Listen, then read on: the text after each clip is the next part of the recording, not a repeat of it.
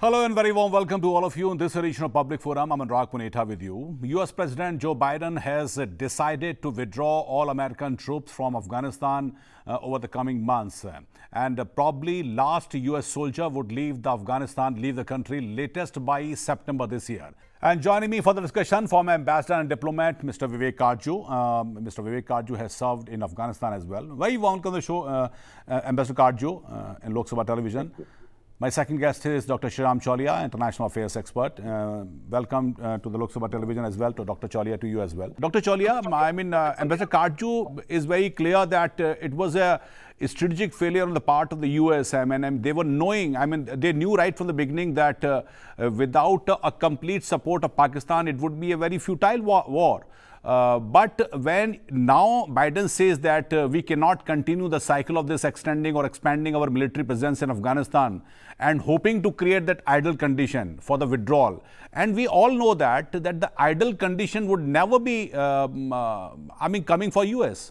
So this was a kind of a pragmatic approach at this point of time.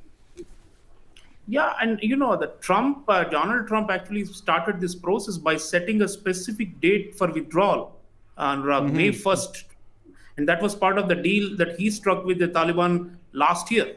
So I think Biden, in many ways, was never a big supporter of the Obama troop surge also. When he was vice president to Obama, and what Ambassador Karju was mentioning, and Obama brought it up to 100,000 or more troops in Afghanistan, Biden was not at all in support of it. So, he's in many ways, although he's quite different from Trump and is reversing many of Trump's policies on this matter, in a way, it's a continuation, because the only difference is he has given additional 4 months' time for full withdrawal, because had Trump won the re-election, he would have adamantly gone for May 1st, come what may. So I think Biden realizes that there is this jadedness and a tiredness. The America has basically lost self-confidence that it can fix the world's problems. And there is a lot of introspection going on about America's role in the world ever since Trump came in.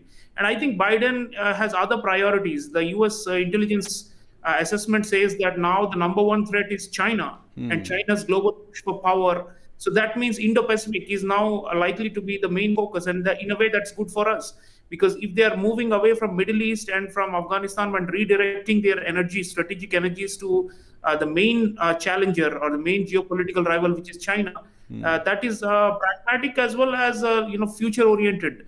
Then they're talking about Russia, North Korea, Iran. They're mentioning all these, and basically terrorism, which once used to be like a obsession in the US after 9/11, that has people have forgotten it. A new generation has come in, and they are no longer so stuck on that idea that we have to be there. They used to say that we have to remain in Afghanistan so that these terrorists don't come and attack us in the US homeland.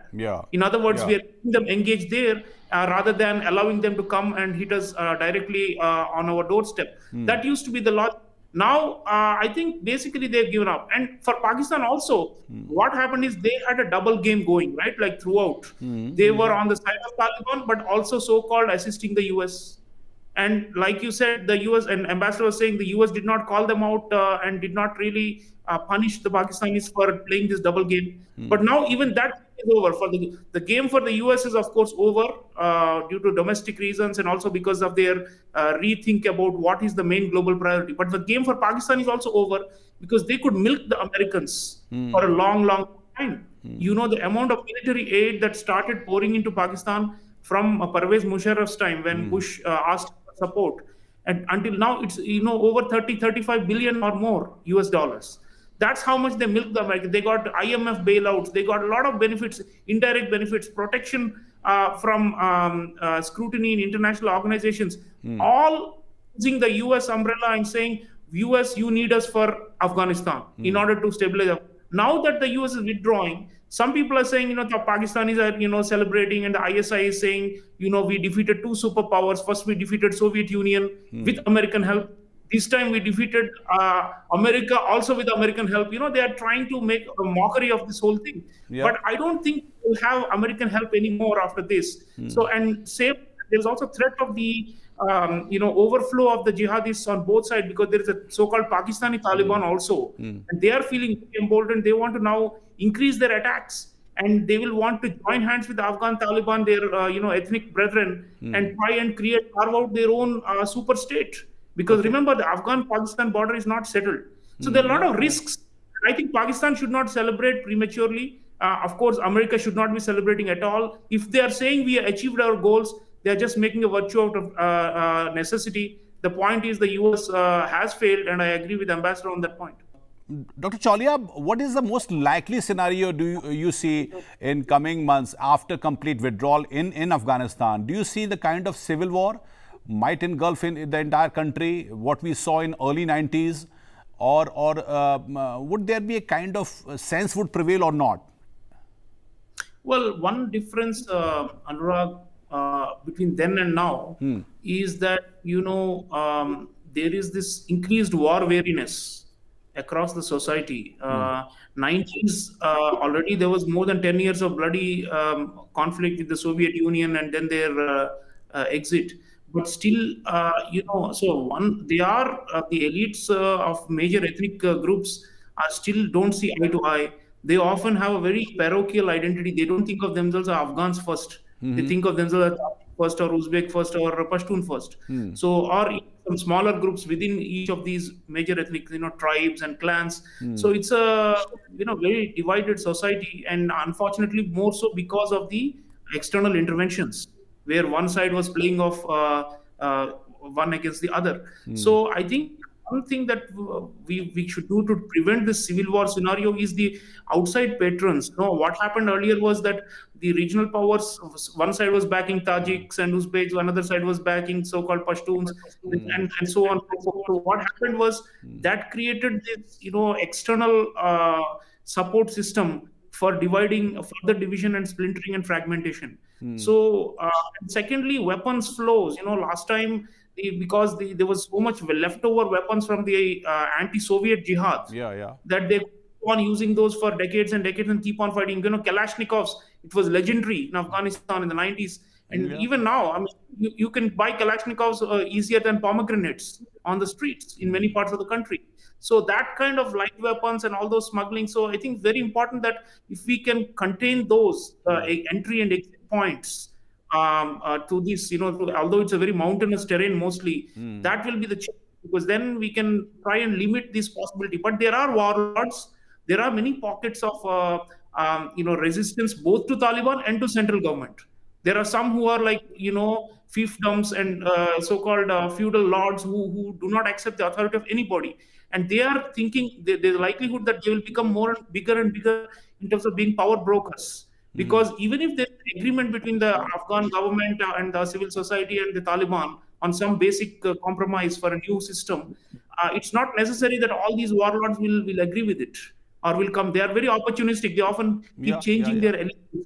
So I think a new kind of Afghan nationalism is there, but especially among young people in urban areas who have experienced some modernity and liberal life in the last 20 years, women, minorities, they want a unified Afghanistan. And people are saying that if Taliban or any other group or warlord or even Afghan state or whatever is left of the Afghan state, if they want to reimpose the old methods of chauvinism, ethnic chauvinism, or extreme patriarchy and Sharia and these kind of things, it will not be accepted by large numbers of Afghan people, and there will be resistance. So in that sense, maybe there are some checks, both external and domestic, to prevent civil war. But I think the external actors should play a constructive role. Because if we think in terms of only spheres of influence, then, we are going back to repeat history. Dr. Chaulia, Taliban has been has become quite emboldened in recent time, and they have also promised to renew attacks on US and NATO personnel if the foreign troops are not out by the deadline, and they have given deadline of May this year. But now in September, when the US would probably be completely out of Afghanistan, will they respect this time as per your understanding, or they might launch a counter attack on US or not NATO forces? No, I think, the departing Western forces may not be attacked much, because Anyway, they are on the way out, and Taliban have the so-called strategic patience. Their victory is not in physically defeating or killing Americans or Europeans. Their victory is in simply outlasting them. So for as far as they go, they fought for more than 20 years, and now just another additional 4 months. I don't think practically they will do that. They would want, because if they attack, then then the US, for its pride, will have to counterattack. Yeah. And then the decision of September 11, 2021 departure may again get postponed or delayed. So I think they'll play it craftily. The problem is not so much attacking the Western forces. The problem is the attacks on Afghan civilians and on the Afghan National Army. Yeah. Because that is where the Taliban have been very, very brutal and ferocious and unrelenting, and they think that it is necessary to establish their influence even in the peace process through violence on the ground. So the parallel peace process are going on. I think I would say that it's very important we go back to the region to look at the broader region and to bring in other players. At the Raisina dialogue, Dr. Jaishankar had a very interesting conversation with Jawad Zarif, the Iranian foreign minister, and Hamdullah Mohib, the Afghan national security advisor. That looks like a bit of a triangle that is forming: Iran, Afghanistan, India. We have a common interest through Chabahar. We want them. We want the Taliban and other factions in Afghanistan to believe that that Afghanistan will benefit from the transit fees, the commerce that is going through the Arabian Sea and all the way into Central Asia. We want all these stakeholders, from Hamid Karzai to Ashraf Ghani, or many others in the region who believe in peace and stability of Afghanistan. We have been saying that Afghanistan can be a transit and a bridge for commerce and trade across Central Asia, Middle East, Eurasia, and South Asia. That should be our ultimate goal, and I think we should be experimenting more. Even with Chinese, people often say, of course, China will go with Pakistan because they want to counterbalance India.